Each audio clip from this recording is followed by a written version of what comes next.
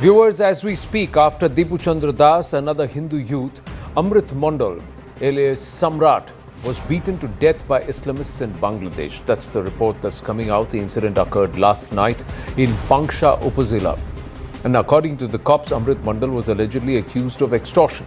Now, it's a resurgence of Islamism in Bangladesh.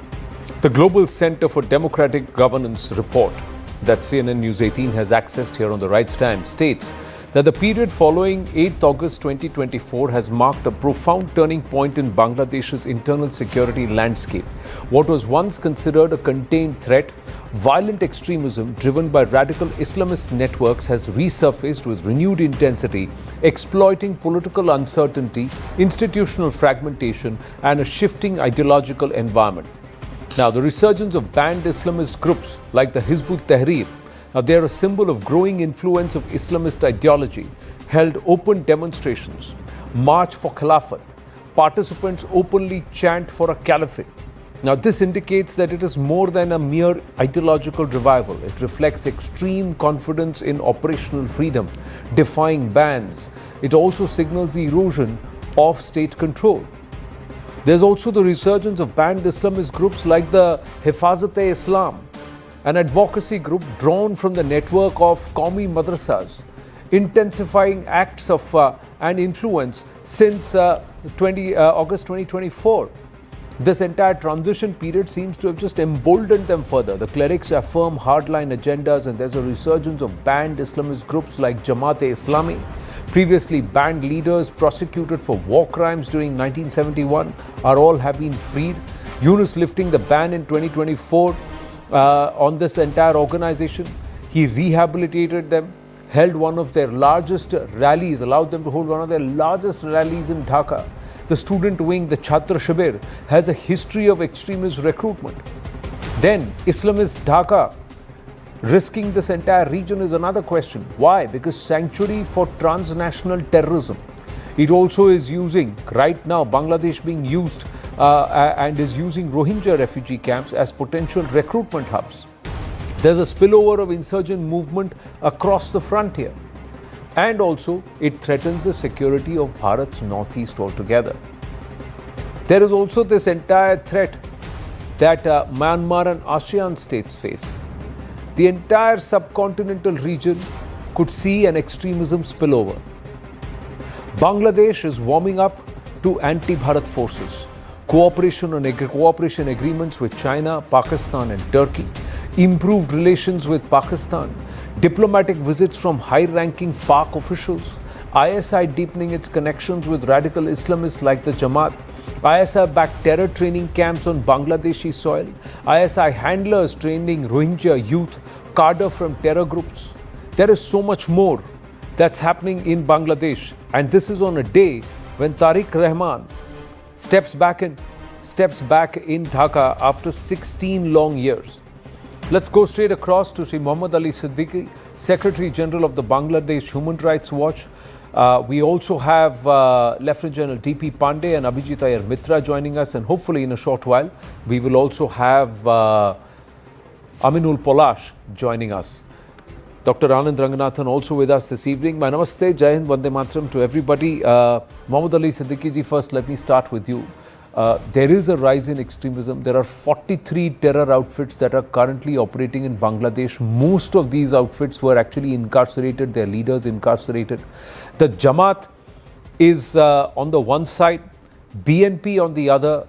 Muhammad Yunus and his backers form a third grouping. What's the play here in Bangladesh right now, even as we see non-Muslims being targeted, be it Hindus, Christians, Buddhists, anyone? Ji. Yeah. Good morning from New York. Thanks for letting me to joining your wonderful event. As you mentioned, that Tarique Rahman entered to Bangladesh after 17 years. He was a fugitive, convicted felon. Lot of charges against him, including the 10 truckloads of arms. Hello, I can't hear you.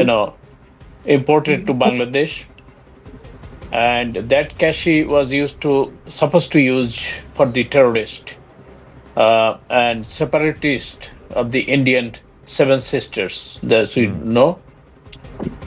Afterwards, 2004, 21st August, attempted the grenade attack on the opposition leader Sheikh Hasina and the most senior leaders of Bangladesh Awami League. That incident assassinated 24 people, and more than 350 people were seriously injured by the grenade splinters. More than 100 people are paralyzed right now. He was charged. He's a character, especially Tarique Rahman, is a person of bribery. And 2008, I just want to give you the list of the activities he performed. That American ambassador, 2008, November 3rd, issued a secret, unclassified information to State Department to the US that he is a persona of non grata. Tons of charges against him, especially Tarique Rahman was a character. They mentioned, I want to just put some, specifically terms: guilty of egregious, notorious for the flagrantly kleptocratic government and violent political character. So, since then, 2008, Tarique Rahman never allowed to enter US or got any visa. He fled to UK, got a political asylum over there. Right. The lot of charges, because didn't time the American company Siemens. He got bribes from there. All the investment, he asked for them that they're 2% of all the businesses he should get. Any business come to Bangladesh. On that charges, two US officials, especially Linda Samuels, the deputy chief, and Deborah Lepravati, FBI agent, went to Bangladesh and they testify in front of the court. And the charges, in addition to that, Chinese company is named Harbin. He got bribes from there, the Chinese construction company, $750,000 US dollar, and shipped it to Singapore Citibank. All the charges, the more than 20 crore Dhaka, got back from Singapore to Bangladesh Bank, Bangladesh Central Bank. List of the charges against him, and he was known to the people as 10% commission. So that person got the second highest position as the right after the Khaleda Zia. That he's the acting chairman or the vice chairman of BNP. Thankfully, after 17 years, maybe the people of Bangladesh forgotten all the wrongdoings by this fictitious character, and naming him as the next Prime Minister of Bangladesh. Whatever, I believe this person, Tarique Rahman, maybe learned a lot this 17 years, maybe modified mentally, that could have been changed his attitude or character. But in the meantime, lot of publicity came to the news outlets, especially online, that they are suspicious against this notorious Tarique Rahman might gonna turn into the country into the terrorist hub again, because he's supporting Jamaat-e-Islami, the other terrorist organization and the Islamist organization. Once he mentioned they were the Jamaat Islami, Chhatra Shibir are, and the BNP and the Jatiyotabadi Chhatra Dal are the brothers, blood brothers from the same mother. That his quote. So I suspect that he could make an alliance with them again, and the ongoing atrocities, Right. the killings, the human rights violations, minorities and the indigenous people might gonna be targeted again. Right. But we learned some information that the Indian government or the US government gave some condition with him able to return to Bangladesh. Hope Right. those conditions going to be applied on them, and Bangladesh might going to be turned into a good direction. Hopefully. Right. He has been a little effusive in praise, saying that Bangladesh has significantly changed since he's left. He praised the development and infrastructure, acknowledging the progress made under the Sheikh Hasina leadership. That's what he has done today after coming back to Dhaka after, like you said, 17 years. And public memory sometimes is very fickle. It fades very fast, and then they forget things about what certain leaders have done. And there is also a huge generational change. Aminul Polash is also with us. Now, before I bring across Abhijit Iyer Mitra, General Pandey and Anand Ranganathan, Aminul Polash, quickly, before we come to the Tarique Rahman and Jamaat aspect, want to understand this rise in extremism under the Yunus regime. Although Dipu Chandra Das's killers have been arrested, the people who lynched him, but there are only 4 or 5 of them, whereas there was a mob of 100. There is a bombing in front of the Christian outfit. Now, Osman Shadi's brother says Yunus is the one who's gotten his brother killed. It's not India or Awami League, contrary to what was being influenced on social media earlier. What do you think is happening there right now? There is Yunus, there is Jamaat and the entire jihadi outfits, and then there is BNP. Good evening, and thank you to CNN 18 for having me. Greetings to Anchor, the panel, and to everyone watching. And obviously, happy Merry Christmas to all.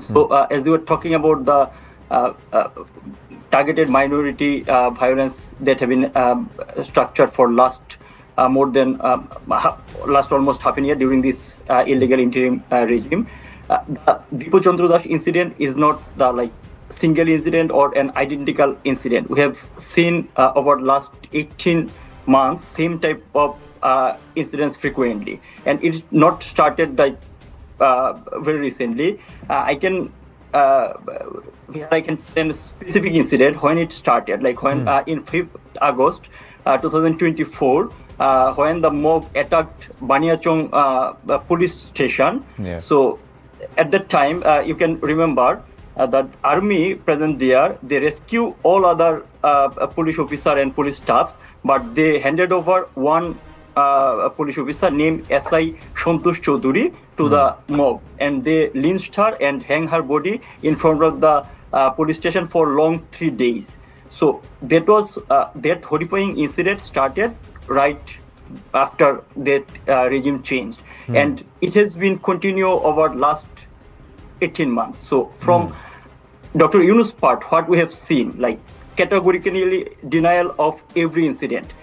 If we see the data, recent data, from August 2024 to June 2025, there has been more than almost 2,444 incidents of communal violence across the country. In response to this Yunus regime continuously told that these are media fabricated. To some extent, they also told that all are made by India media narrative or something like that. You have heard this. So this is actually the outcome of Dipu Chandra Das issue. As you said, we have seen that the people behind this, to some extent, behind this has been arrested 2 or 3 people, but only arresting 2 or 3 people, the situation in Bangladesh actually can't be described, because this situation of fear has been developed over 18 months. We some news has been coming from the light whenever media has been talk about that, but most of the cases what we find that series of incidents over the country. We know the name of Dipu Chandra Das, but not all of us know the name of Gopal Bishwas. He was a mere rickshaw puller, a man of Jhinaidah. He was attacked because there was a red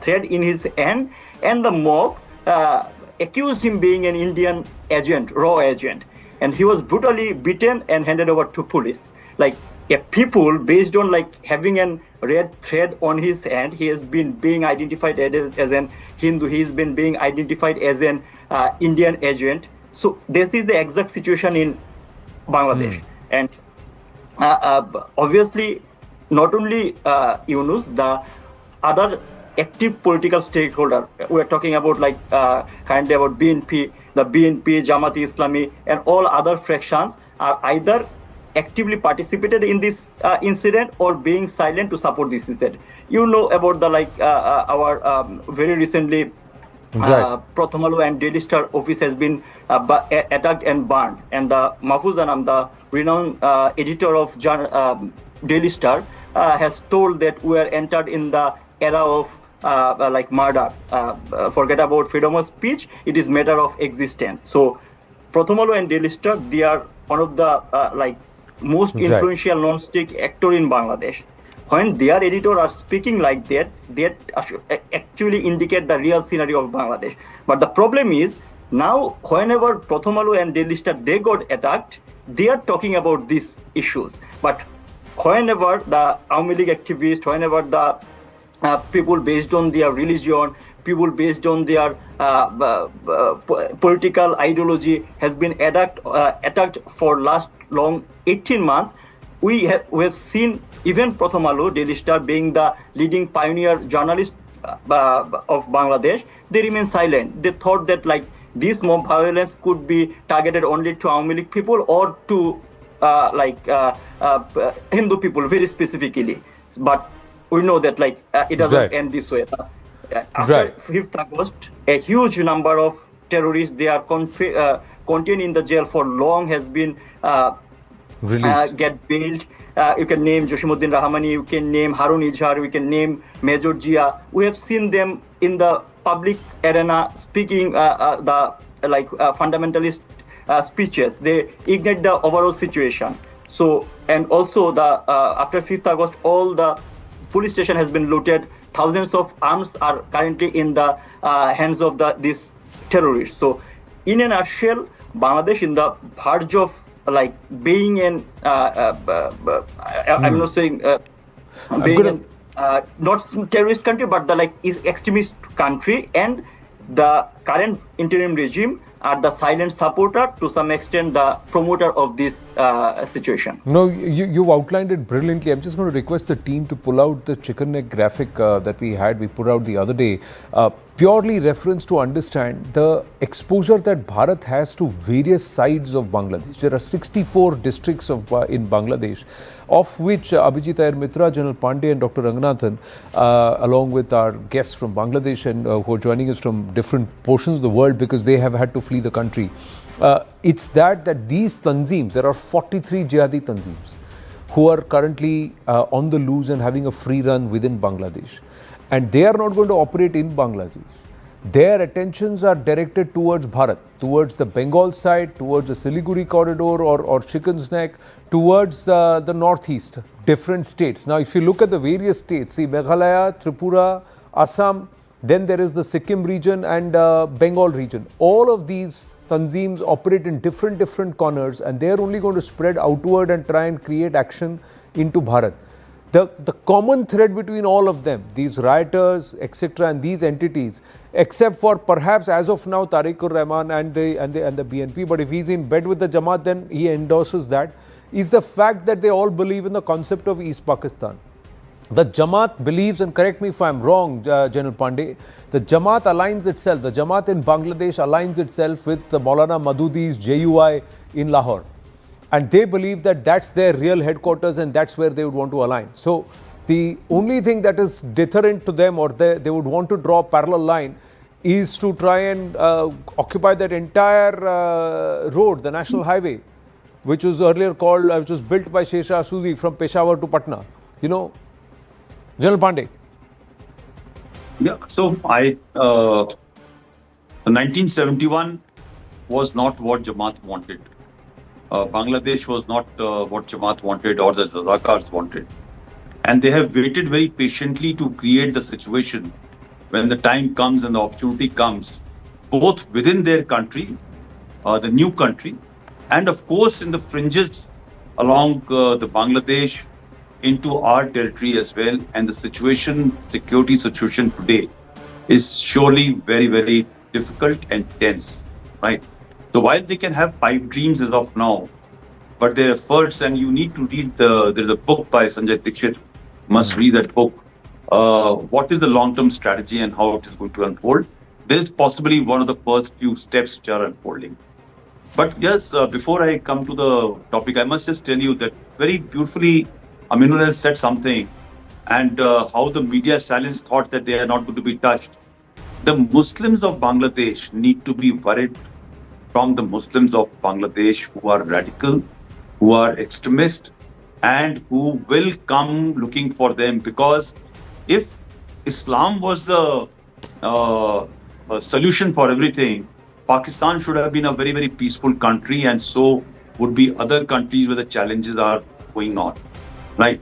So today, I think the placing of Tarique as a new face for a regime change in Bangladesh, even if some caveats are laid down by the US that you need to control the situation, today the success has been tasted by the radicals, the violent extremists, and they are unlikely to be now leashed or they can be controlled.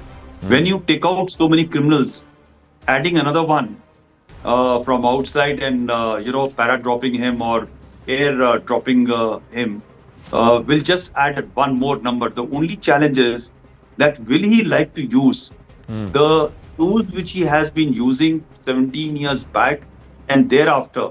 Because please trust me that BNP is no friends of India. They're not even friends of the Bangladeshis, because eventually they have used Jamaat, Rajakars for pushing their own agenda. I'm not saying that I'm not for Awami League or anything, but I'm just looking at the socio criminal, radical, religious challenges which are coming in that region, right, where 170 million people are boxed into a small little confine of a geography, and you add a couple of more billions surrounding them into our own territory and add certain Rohingyas. The mix is very, very explosive and dangerous for us. Now you look at two plants, Asim Munir in the west, and you have possibly Tarique coming up as a plant of deep state plant in Bangladesh. Is this leverage against China or is this leverage against India is the issue which you have to think of. Yeah. Both have used, Tarique is known to use terrorism as a state tool, as a policy for applying it with the other country. And therefore, you'll have two countries. With Pakistan, we can manage, we understand Pakistan. But our country, and surely I'm very sure that very many people don't understand the challenges which Bangladesh gets to us in our neighborhood. Not only because we have unfenced borders, but we have got a large number of untraced Bangladeshis who are within our own country who can be willingly, unwillingly exploited on base of religion or blackmail to carry out activities within our own countries, right, within our own country. So our own inimical agencies operating in Bangladesh through enablement of possible future dispensation or the present dispensation, maybe one small segment of threat, right?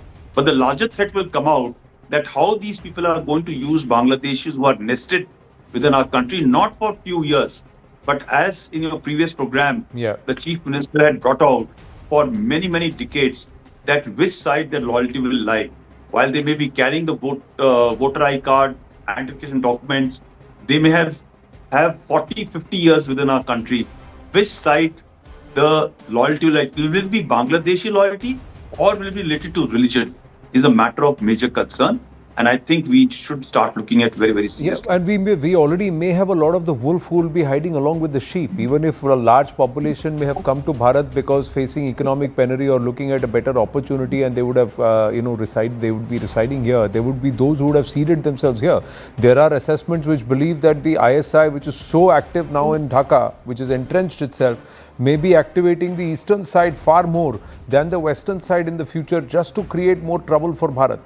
And it will be all around, all the northeast and also towards the mainland, towards Bihar, Jharkhand and Bengal. So it's a possibility. Abhijit Iyer Mitra coming to you next along with Dr. Ranganathan. Just a quick addition to another Intel assessment. Manoj Kumar Gupta getting us this, a quick read of Tarique Rahman's initial utterances. An internal intelligence note detailing strategic nuances behind the landmark speech delivered by Tarique Rahman upon his return to Dhaka has been exclusively accessed by CNN News 18, and we are divulging that here on The Right Stand. Now, according to the assessment, the acting chairman of the Bangladesh Nationalist Party, BNP, adopted a deliberately low temperature tone, marking a calculated departure from the party's traditional image as an agitation-driven force. And by eschewing direct confrontation, street mobilization and Islamist rhetoric, Tarique Rahman is reportedly attempting to rebrand the BNP as a responsible, governance-oriented national alternative ahead of the February general elections. And this is a message going across to the West. The note highlights that Rahman's repeated emphasis on peace, rule of law, protection of minorities was a carefully calibrated message designed for two audiences. While it sought to reassure the domestic populace, it was equally aimed at international stakeholders who have historically viewed the BNP with caution. Analysts suggest that this soft rebranding is intended to distance the party from its more turbulent past and project a vision of stability that aligns with democratic norms. Tarique Rahman claimed that Bangladesh has changed significantly since he left, and he praised the development and infrastructure, acknowledging the progress made under Sheikh Hasina's leadership. And this admission is significant as it comes from a leader who's often criticized the Sheikh Hasina government in the past and been a vocal critic and opposer of the Awami League. Meanwhile, the Jamaat-e-Islami's leadership is facing deep anxiety amid indications that a Bangladesh Nationalist Party majority government in Dhaka could permanently marginalize the Islamist Party. Now, this is another side of perspective to the assessment. Although there is a contrary version, I'll come to that in a bit. Now, according to Intel assessment note, as accessed by CNN News 18, sources close to Jamaat say the party fears it is rapidly losing its traditional leverage as a political kingmaker, with BNP's national vote share projected to cross 42 to 45% following the return of Tarique Rahman. This surge starkly contrasts with Jamaat-e-Islami's 8 to 10% core support base, largely concentrated in Sylhet and northern Rangpur, leaving the party increasingly exposed on the national stage. Let's take it back. There is this counter thought, Abhijit Iyer Mitra, which believes that the Jamaat is the one that's orchestrating it all. It will have an ally in government and a very softer, benign face in Tarique Rahman, while it will sit in the opposition. And it will control the functions both in the upper and the lower house. You look at the last few election results, and the majority that the Awami League got was so enormous. Now, let's assume that, these hooligans and thugs who subverted the elections last year in Bangladesh were correct, and the elections were rigged.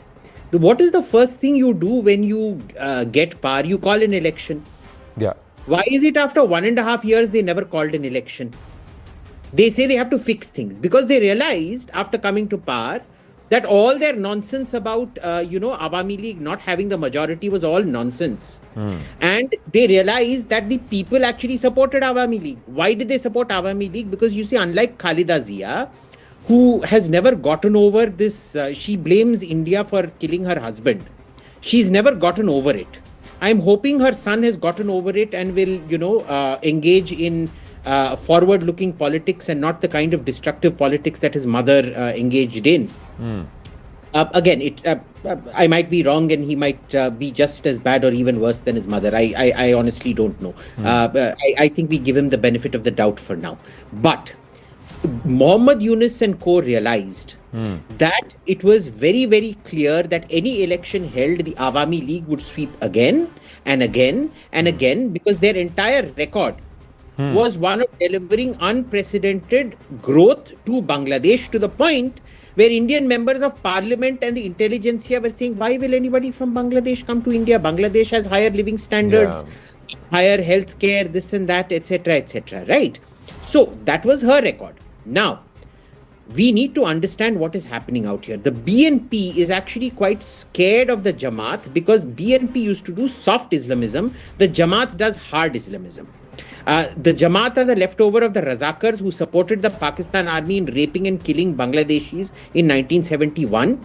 And you can tell, I mean, every one of them looks every bit the role. I mean, no Bollywood villain ever comes close to a Jamaat-e-Islami leader in terms of their villainy or their evil mindset and thought. But we need to understand what is happening now in Bangladesh. It is coordinated action by Muhammad Yunus and Jamaat. This is not something new. You have to understand, you know, when the Iranian Revolution happened, when Ayatollah Khomeini came to power, his greatest allies were the communists. And the communists were the first person he killed after he came to power. The greatest allies of the communists in Soviet Russia were in fact the Islamists of Central Asia. And the moment Lenin comes to power, he has them killed off. So this old alliance between these leftists, these NGO types, like Muhammad Yunus and the Jamaat-e-Islami is a very old thing. It is across geographies and continents and things like that. Now, what they are doing is a choreographed ballet in order to see to it that elections are not held. Remember, Muhammad Yunus never wanted these elections. Nobody in his pathetic so-called coalition wanted these elections because they all know they're going to go to jail for coups after this. So what they want to do is they want to postpone these elections. The only reason they had these elections is because the army put its foot down and said, you know, the Bangladesh army is not like the Pakistan army. Unlike the Pakistan army, which is, you know, a complete rogue organization, state within a state, the Bangladesh army actually has its loyalty to its own country and not to itself. So they forced Muhammad Yunus to have this election. And mark my words, Anand, this is going to get a lot worse because the only plan that Muhammad Yunus has right now and the only route that Jamaat has right now to power is in fact not to help the BNP. It is in fact to not have elections and worsen the situation very, very, very significantly. Yeah. Now there's just another thought. We also need to remember that the army does not want a situation. See, they don't mind BNP versus Awami League. They didn't care as long as Jamaat was, you know, a minor middling third party. The problem when the Jamaat comes to power is it becomes army versus Islam, which is not an equation the army wants to get into. So nobody, not the BNP, not the Awami League. Now, I can't speak for Tarique's political acumen. He may not have it or he may have it. Maybe his mother's mistakes have made him wiser. I don't know. But these guys are no friends of the BNP. I hope the BNP realizes it. They may not realize it. Okay, now this is another assessment. The assessment is that the Jamaat does not want power right now. The Jamaat wants to create an atmosphere while being in opposition that 5 years, 4 years, 5 years down the line, when the next election happens, the only singular choice the people of Bangladesh have is an Islamist-driven Jamaat. And at that time, Tarique Rahman will be just disposed of like a fly just around you, or how you'd flick it off. So that's the way he will be flicked away at a time when this will happen. And Tarique Rahman cannot at this point in time, and my limited understanding of what's happening in Bangladesh is that Tarique Rahman cannot be propped up, or Muhammad Yunus could not have been propped up had the Jamaat-based management or the institution not helped them set up. The Jamaat right now is part of every arm of management in more than about 45 to 50 districts. And Aminul Palash would know better, correct me if I'm wrong, that from the superintendents to the collectors to the people who are conducting administration, the Jamaat is embedded there. They manage everything in Bangladesh. Right or wrong, Aminul Palash? Absolutely right. Okay, so if that's the case, then the Jamaat doesn't need to be in government. They just need a pawn, a benign face, an alternative beyond Sheikh Hasina, and that's what Tarique Rahman is. And there is now the whole thing is broken down into upper house and lower house. Now the upper house nominations is based on the percentage of votes that you get. Now you see the people who get nominated to the upper house by the BNP if they come to power. And if a lot of them have Jamaat leanings, then the Jamaat is sitting in both in government and opposition, and they are going to influence every thought process. In the long run, this is Bharat's challenge, Dr. Ranganathan, and I thank you for your patience. You know, Not at all. Not at all. in the long run, what does it all mean? That means one, moderate Muslims or sensible people, secular Muslims in Bangladesh have a tough time. Nazneen Muni, when I was speaking with her yesterday, she said, I am disturbed as a Bangladeshi. And there are many like her who are currently disturbed. They do not know which way this nation is heading. And that means it's far more disturbing for us, because it's all going to boil down around our borders, sir, and into us. We have multiple humanitarian and security concerns looming large in front of us right now. Absolutely, Anand, and it was worth the wait, because I'm listening, and it's been a fantastic discussion, and I speak here purely as a layman. But I need to say 3 or 4 things. I don't know why we revel as Indians in repeating failed experiments. And I'm not just talking of socialism. I'm talking of, how we deal with our neighbors, especially who are enemies of ours. Why don't we repeat successful experiments? After 70 years, we finally come to a conclusion where we have a successful experiment in the way we have dealt with Pakistan in recent years. By dealing, I mean we have nothing to do with it. Let us look at the worst case scenario of Bangladesh. It will go exactly the way as Pakistan has. Now, the way we've been dealing with Bangladesh is we are risking trying to prevent the trouble that would confront us in immediate future or in the near future by cooling down Bangladesh, the insurgents within Bangladesh, having a mollycoddling approach. Oh, you deal with this, you deal with that. We don't do that with Pakistan anymore, because we know that these are jihadi elements right now, and even if they go, you will have at worst Khalida Zia, who was antagonistic towards us, and at best you might have the Awami, who would also have a large infiltration of jihadi elements, as was the case in Pakistan when we saw that there are parties that had quote-unquote moderates.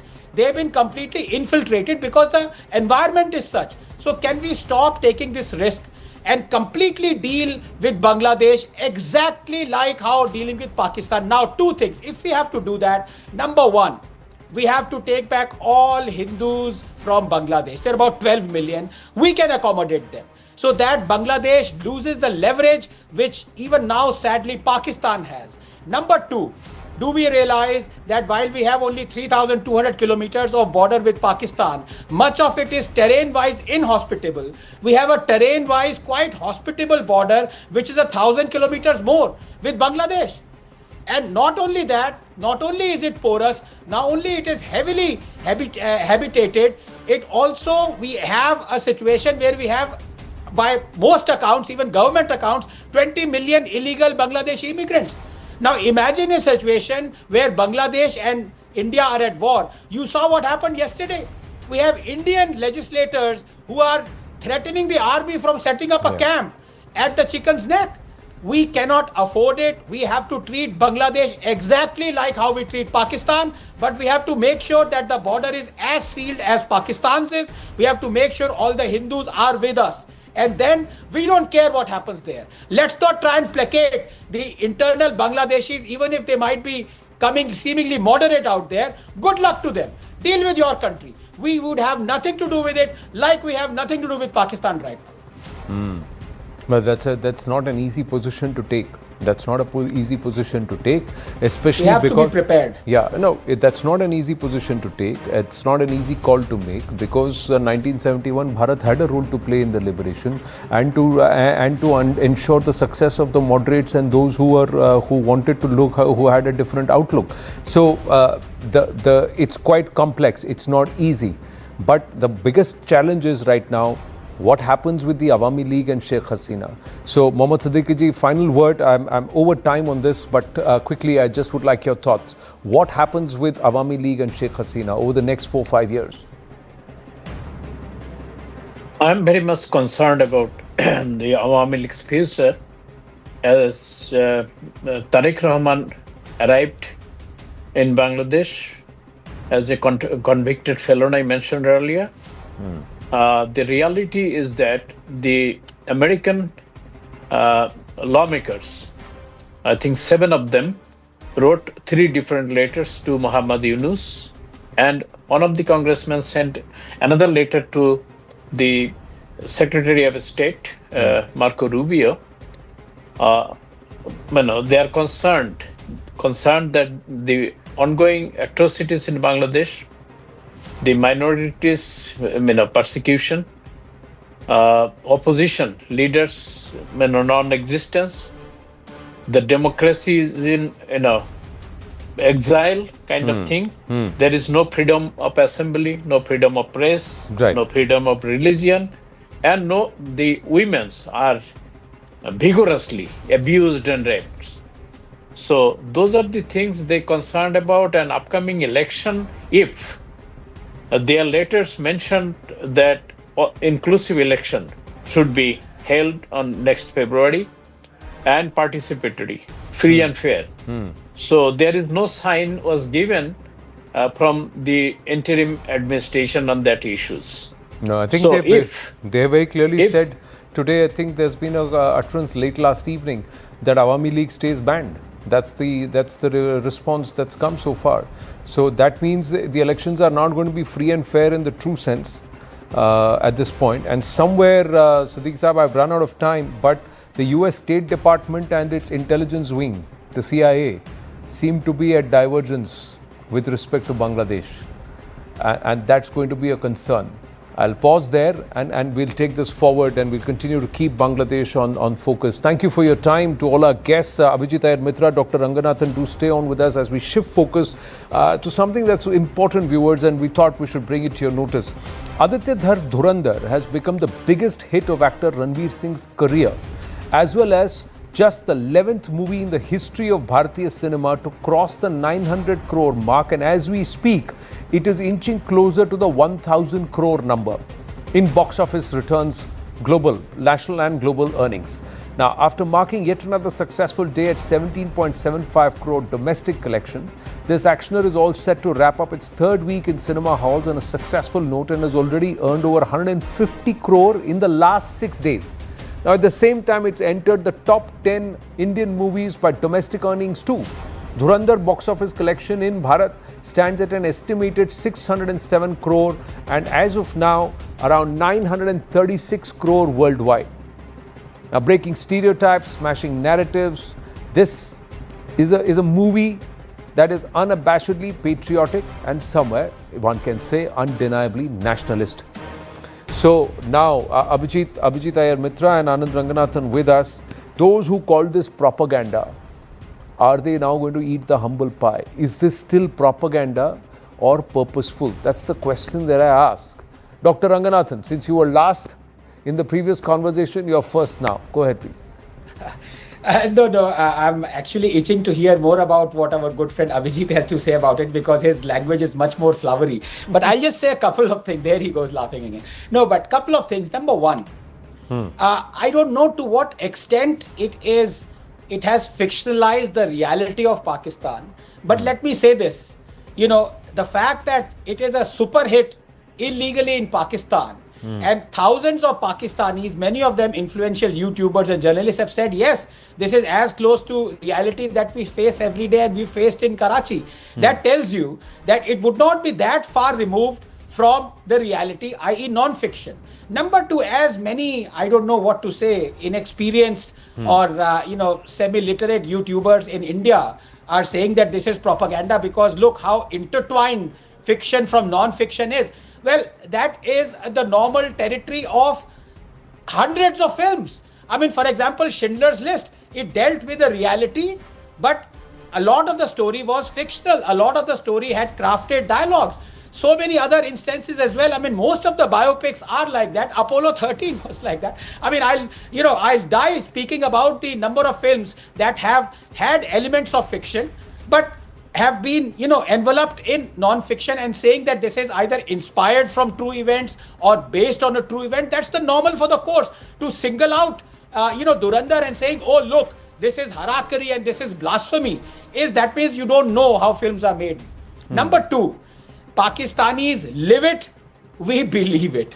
So the fact that, in Pakistan, people are saying that this has much of it, which is real, tells you that this cannot be all propaganda. Some of it might be, but then the fact remains, if at all it is propaganda, then it is propaganda that is helping, in the sense, our security forces. And why shouldn't it? For example, if at all, Indian intelligence agencies sent a spy out there to infiltrate their institutions and their machinery, why shouldn't we talk about it? Even if it did not happen now, nudge, nudge, wink, wink, for a YouTuber to say, look, Indian government has always denied that we never sent. How inexperienced and naive can you be? I'm sorry. Oh, sorry, breaking news. Amit Shah has just, seen that video and said, we have sent 133 spies in the last 11 years to Pakistan, and has also disclosed their locations to Asim Munir. Do you think that should happen? No, but who are these YouTubers who are not even Bharatiya nationalists who are so worried about what is happening in Bharat? So why even waste our time on them? If you have it, then come to Bharat and then deal with things here, rather than from sitting elsewhere and mouthing quote-unquote propaganda. But enter Abhijit with colorful language to describe it. But the other thing is that nobody is disputing what the Sunni Punjabis think about the Baloch. Even the Baloch have not taken umbrage to that. They have taken umbrage to only what a Pak SP actually thought of the Baloch. First, can I just clarify, my colorful language is only reserved for a certain laundry and nothing else. But more seriously, all movies are fiction. That's the definition of a movie.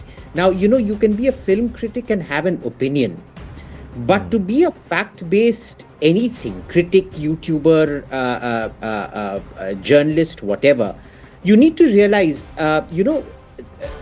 things that aren't fiction, visual records of things that aren't fiction are called documentaries. Last I checked, Dhurandhar didn't claim to be a documentary, it claimed to be a movie. The biggest piece of propaganda ever made, the most expensive piece of propaganda ever made, was a 1984 Attenborough movie called Gandhi. It had all kinds of absolute nonsense in there. Completely whitewashed the role, of parties in between. People like Motilal Nehru, who left the Congress in anger when Mohandas Karamchand hijacked the London Roundtable talks. And then the Congress boycotted the elections from 1920 to 1934.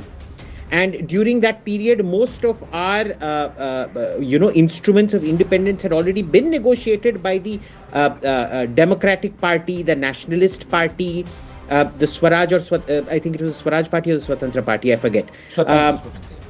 No, that was C. Rajagopalachari afterwards, I think. So Swaraj Party, I think it was. So, these are things which we were never taught, and that movie never ever covered. There were completely unreferenced lines like, so for example, Jinnah says, I will either have a broken Pakistan or I will have civil war. There's absolutely no record of him saying that. The entire story was subsidized to such an extent that they got access to the Rashtrapati Bhavan. And the only other propagandist that ever managed to get access to the Rashtrapati Bhavan was a certain TV channel's owner when they wanted to give out certain awards at some point of time a few years back, you see.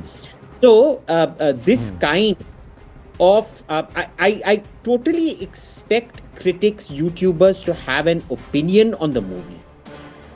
What I expect them, however, is to have basic rudimentary knowledge of English, of the terms documentary and movie. And, there's no point coming back from a foreign education, Pomona College, or engineering, a journalism degree at Columbia, or, environmental engineering in Germany, when you can't even speak basic English and not know the difference between a movie and a documentary.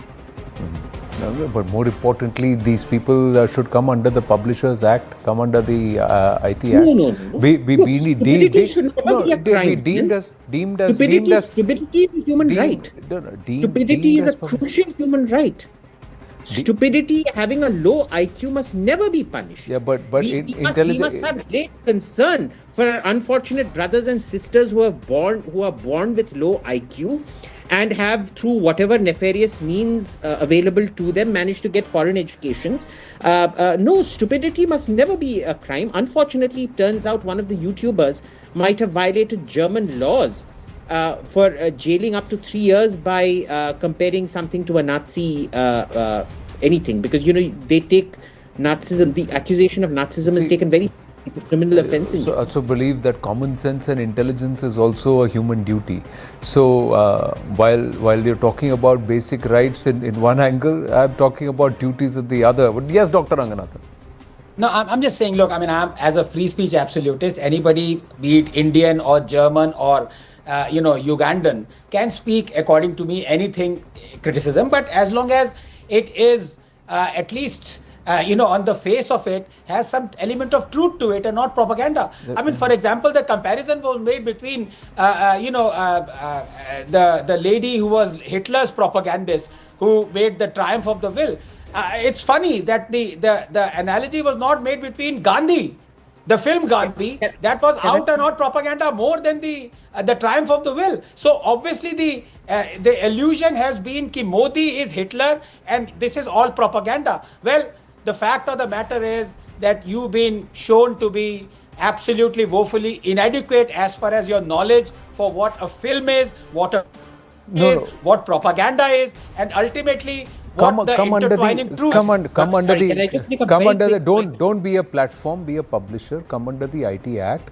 Come under the guidelines of the NBSA, and then try and come out and make the statements that you say, and then get fact checked and also by the law. So then it makes sense. Otherwise, anybody can say anything and mouth off and get away. Yes, Abhijit and Mitra, even as Vivek Srivastava joins us. Yes. Very quick point. Namaste.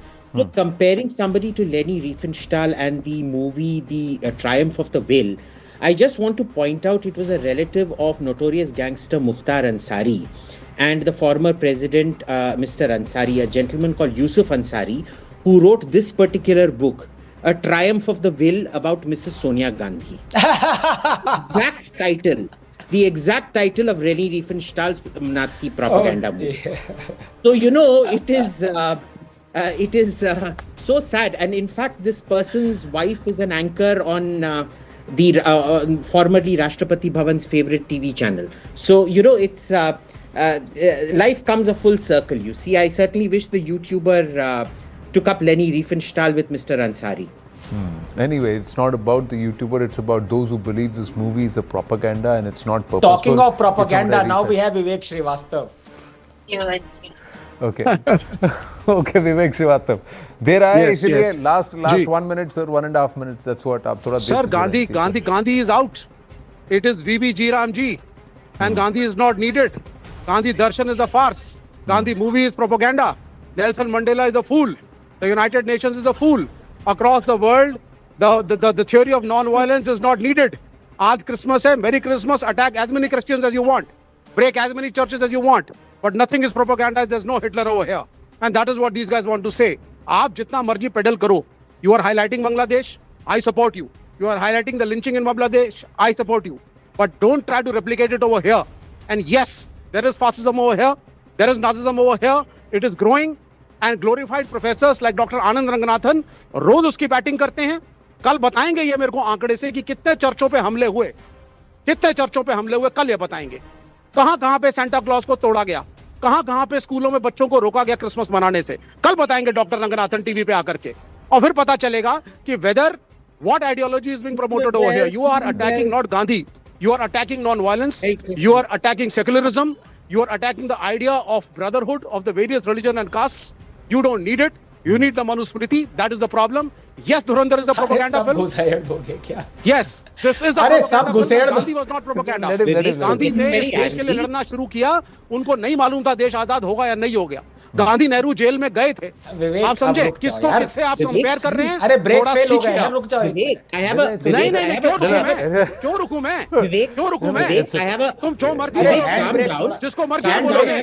Father of the nation को बोलोगे. Please come over and have my Christmas turkey. It's roasting in the oven right now. I don't need your bloody turkey, yaar. You give the turkey to those guys who are breaking the churches today. जो आज हमले हो रहे हैं ना, उनको जाके Turkey खिलाओ तुम. और जिनको जस्टिफाई करने के लिए यहाँ बैठे हो. उनको खिलाओ टर्की जा करके. So Thanksgiving. this is the we're discussing something else, and he shifted No, it the is not something else. he shifted When the you denounce goalpost. Gandhi, it is this. He shifted the goalpost to somewhere else. No, it is not shifting the goalpost. I'll tell you. When One you day, denounce no, Gandhi, we will discuss. just We will one- discuss. We will 10 discuss. seconds. We will So discuss. sorry. We Yeah. no. We will discuss. Yeah. We will discuss the day you start putting out the number of Changai Sabhas and what they are trying to tell the tribals of particular religions and how they are trying to induce the economically backward. You start doling out those numbers. We will also so you start. break- so We will you also. are We saying- will also start. We will also start. No, I think तो हम Dr. जाके church Dr. तोड़ेंगे। Ranganathan will हम also जाके start church sharing. तोड़ेंगे। No, हम Dr. बोलेंगे Ranganathan will Christmas also नहीं start. मनाना है। Dr. हम Ranganathan. बोलेंगे Christmas carol मत गाओ। I didn't overla. अरे, मैंने अरे, आपके यहाँ ऊपर बोला. रहने की मैंने जरूरत आपके ऊपर नहीं है। बोला. आप क्या कर रहे हैं? सर आप यही बोल नहीं रहे हैं। आप मैंने आप आपके justify ऊपर कर रहे बोला हैं मैंने violence बोला जिस दिन वो कहते हैं ना ताली दो हाथ से बजती है ना व्हाट यू एक्सपेक्ट ऑफ हाँ। डॉक्टर रंगनाथन अच्छा। Doctor Ranganathan is expecting of you that's what I am trying to say वो आपने and discuss on the issue of the debate discuss on the issue of the debate and the discussion because वो लोग convert करते हैं पैसा देके it's a तो हम उनको मारेंगे it's a movie that we are discussing we are not discussing Changai Sabhas or nor we discussing we were what is- not what is discussing happening Gandhi in also certain you should have instances stopped Dr. across the Ranganathan world. from denouncing the father of the nation No. why didn't you stop him No, Dr. Ranganathan did not denounce the father of the nation. Dr. Of Ranganathan course he denounced did. the वो तो movie. कह रहे हैं साहब की Gandhi propaganda film थी। Dr. Gandhi Ranganathan दर्शन होता denounced क्या the है, वो movie बताइए। made by Richard Attenborough because it was devoid of facts and it was propaganda. He didn't denounce I see. the father of the nation. So that's what Great. I'm saying. So I mean so fine Okay, sir. let Dr. We've got Ranganathan glorify we've got Mahatma Gandhi you Five have come seconds. late. No, you have come late. 5 seconds. You've come late and 5 then seconds. totally, Anand, 5 seconds. Totally derailed the debate. But yes, 5 seconds, sir. I have to wind up. I'm over time. Yes. Sir. No. Vivek is like that movie with Hemant Birje, Tarzan. He is so bad that he is so good. Now, I just want to ask Vivek just one question. Vivek, did Joseph Stalin, make gulags? Did he make gulags, concentration camps? Yes or no? Okay. did Okay, Joseph Stalin okay, stop the Second okay. World War did he Okay, stop the Second gentlemen, World War next time come on time. Then we'll have a far more longer debate. Always good to have you all. Thank you very much. Namaste. Thank you.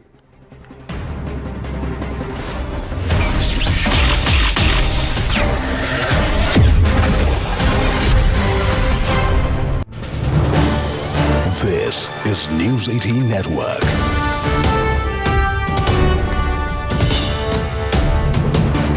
India's largest news network. I want to begin with Pulla Rao first up. You know, there is this priest at Vijay's rally who said we have put our concerns ahead of quote-unquote Dravidian parties for very long, but even our most key concerns are not being fulfilled by them. And our entire hope is now on Vijay. He's our savior, our messiah. Is this really troubling the DMK and could this have real ramifications for the DMK electoral prospects? You see, basically all minorities in India will go along with, the secure option. The DMK is already in power, a known force, and there's a good chance of coming back. Why should they go for an untested horse with very long odds? Maybe they feel Vijay has a real chance? No, I mean, I would like to say my friend Prasannaji is there. Maybe he has a chance, maybe he doesn't have a chance. But who would you choose? DMK has been making the right sounds. Vijay also has been making sounds. But DMK is in power. They have the gift of giving things away. Just as it was done in Bihar recently, very nicely they pressed the button one day before the election. They did it in Andhra also. They did it in Telangana, they did it in Karnataka. Everyone does it. DMK is in power. DMK hasn't been in power 70 So are years. you suggesting that apart from these items that I've listed, where they have already made certain concessions or have given out certain benefits to the Christian community, more could follow from the DMK before model code of conduct? And a vote bank is a vote bank is a vote bank. That's why they call it vote banks. It's like, the hierarchy of the minorities in Tamil Nadu or Kerala and maybe some other states. The hierarchy is very organized in Tamil Nadu and Kerala, and they follow the leadership. The leadership all seem to be sitting with the chief minister. Let's be very balanced about it. How many did you see? The hierarchy is important. The minorities, the Muslims and the Christians have well-structured hierarchies. In Tamil Nadu, it goes back from the Muslim League of Jinnah's days. The same hierarchy goes along getting Muslim votes. And the Christians have educational institutions, trust for the last 100 years. And there's a hierarchy there.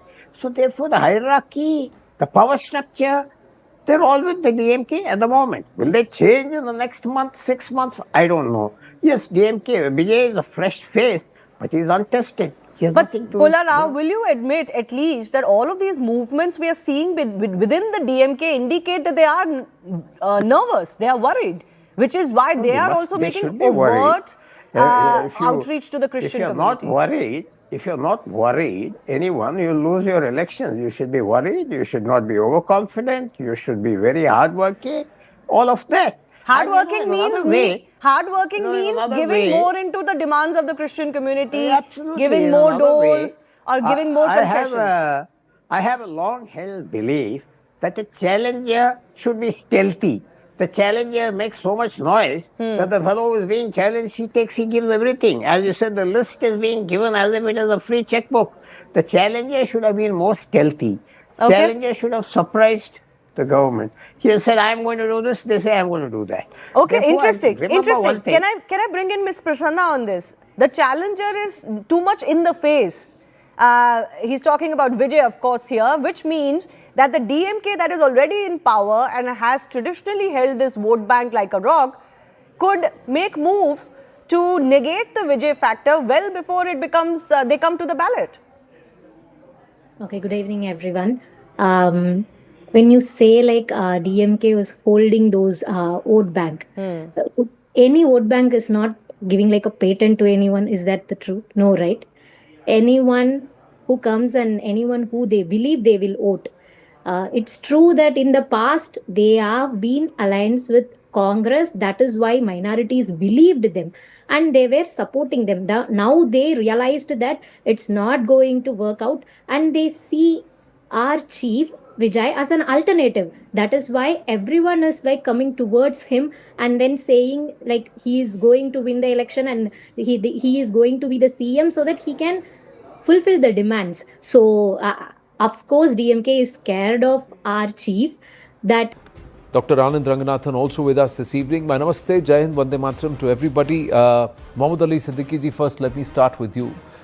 There is a rise in extremism. There are 43 terror outfits that are currently operating in Bangladesh. Most of these outfits were actually incarcerated, their leaders incarcerated. The Jamaat is on the one side, BNP on the other. Muhammad Yunus and his backers form a third grouping. What's the play here in Bangladesh right now? Even as